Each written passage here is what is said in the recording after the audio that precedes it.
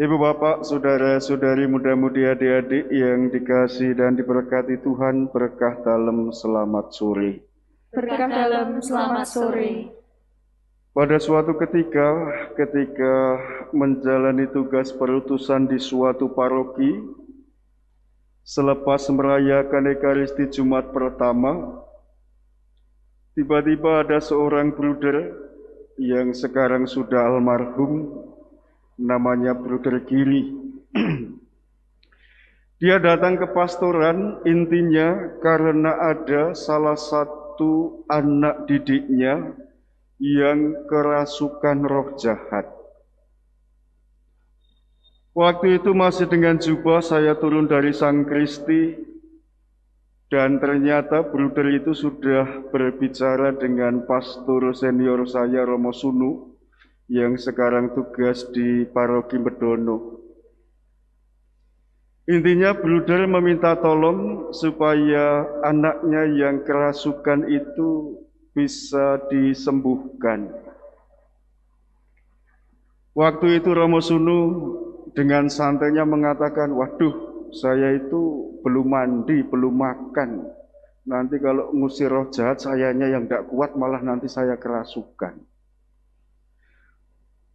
Lalu begitu tahu saya turun, sudah sana dengan Romo Cece saja. Padahal kalau saya pikir saya habis misa Jumat pertama, saya juga capek, saya juga lapar. Tetapi waktu itu, karena bruder mengatakan, Romo, kami betul-betul meminta tolong, karena yang bisa menolong anak ini adalah seorang yang terurapi, maka dengan rendah hati saya atas nama anak itu meminta supaya Romo datang untuk menyembuhkan. Nah, ceritanya si anak itu sudah ditangani oleh 4 orang tua atau 4 dukun.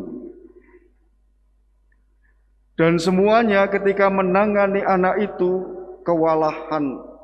Ada yang terpental, ada yang sampai muntah darah.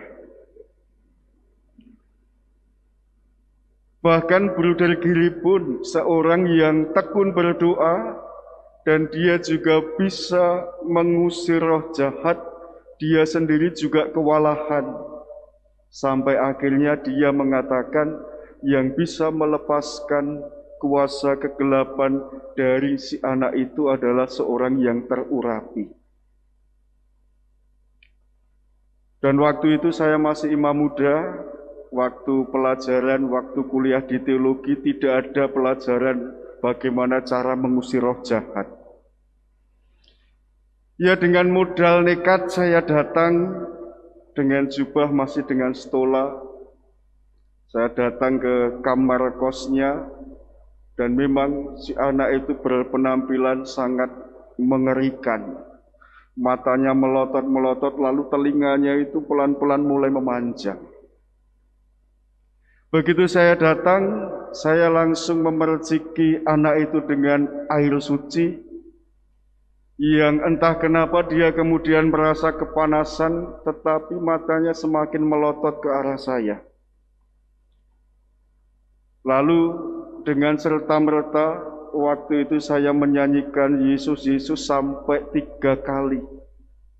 Dan setelah dinyanyikan 3 kali, roh jahat itu pergi, anak itu menggelepar-gelepar, kemudian anak itu diketemukan sudah sadar. Saya tidak tahu kenapa waktu itu ada bisikan yang mengatakan, sudah nyanyikan saja lagu Yesus, Yesus, sampai 3 putaran nanti anak itu akan sembuh.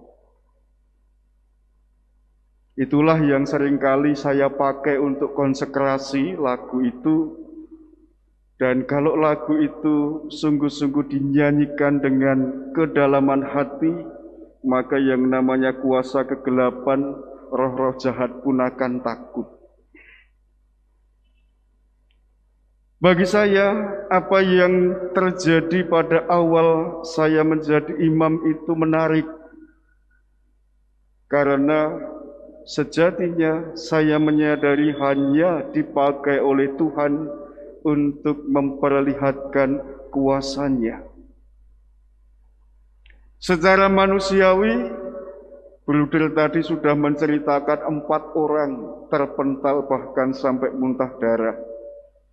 Bruder Giri sendiri sampai kewalahan sehingga dia mengatakan yang jenis ini hanya bisa diusir oleh mereka yang terurapi. Dan karena waktu di seminari tidak ada pelajaran bagaimana mengusir roh jahat, saya datang hanya dengan modal percaya. Saya percaya pada Tuhan Yesus, maka siapa yang percaya padanya tidak akan dipermalukan. Tetapi setelah peristiwa itu, kalau ada kerasukan, lalu saya yang dicari. Dan itulah awal muasal kenapa orang-orang itu mencari saya kalau kerasukan roh jahat. Pengalaman yang pernah terjadi di dalam hidup saya sebagai seorang imam ini, bagi saya menarik karena secara manusiawi kita tidak punya kuasa apapun. Tetapi ternyata ketika Allah sudah memakai orang-orang yang dikehendakinya, maka sesuatu yang kelihatan manusia itu ternyata didiami oleh Roh Allah sendiri.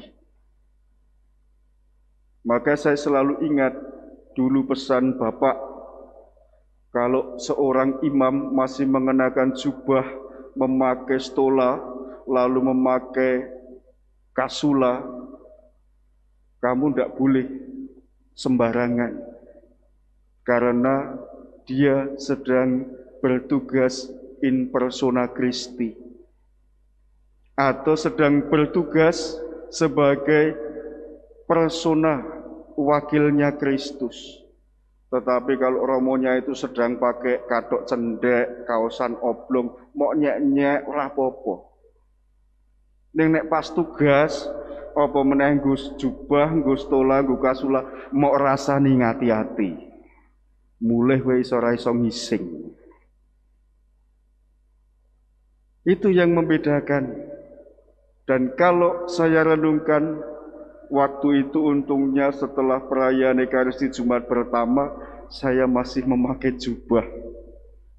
Lalu datang dengan memakai stola, sehingga yang saya rasakan itu yang datang adalah Tuhan Yesus sendiri, bukan saya. Saya hanya dipakai sebagai alatnya. Dan ternyata Allah yang memakai orang-orang yang dikehendakinya untuk menyampaikan kehendaknya, itu pun juga diserukan di dalam kitab Ulangan yang kita dengarkan hari ini.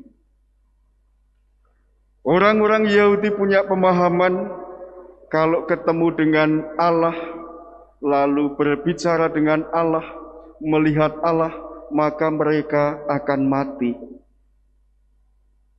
Dan Allah pun mengatakan yang demikian itu. Sehingga ia mengatakan, ini usulan yang baik dari umatku. Maka saya akan memilih orang dan firmanku akan kutempatkan di dalam mulutnya.